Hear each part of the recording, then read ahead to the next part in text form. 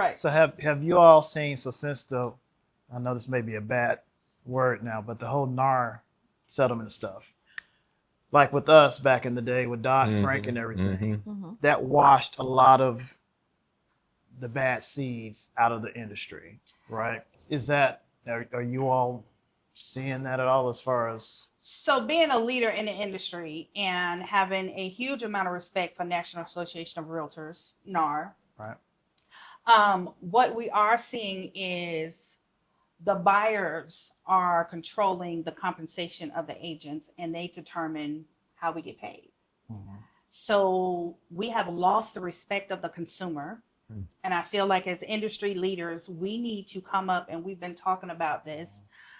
We need to come up with ways that we can get information to educate, maybe have workshops, something big, a series of things that we can educate the consumer, and the consumer being the buyers and the sellers, to where they believe in us again, because that whole NAR situation has left them feeling like we are less than. Right.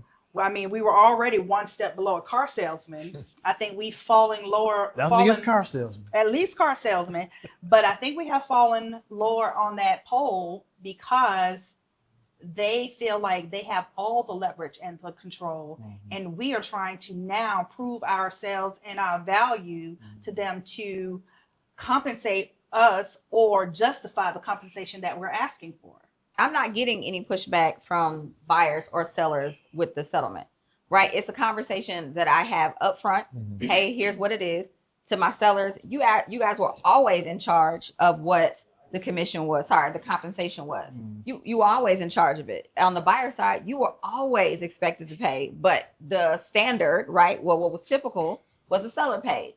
Now, as the contracts read now, it is your responsibility, unless the seller is paying compensation. Where I've been seeing pushback, or where I've been seeing the biggest, I'm gonna call it the headache, is from the buyer's agent. Right. They have been like, and you remember when we were maybe I don't know, maybe we were kindergarten, elementary school, when kids would have those tantrums and they'd be beating on the ground, and I'm not gonna.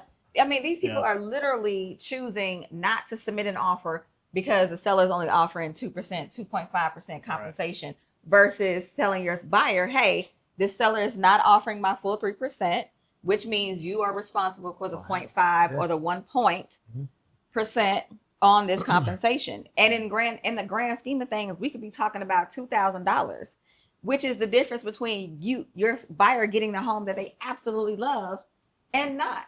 You really are standing in between. It is going to happen more and more. You're standing in between your buyer getting the home that they want and $2,000. And it's just not worth it. And like I said, that's where I've been seeing the biggest pushback. But I mean, there's more than one way to skin a cat. So if your buyer if your buyer can't afford to do that, there are other ways to get it done.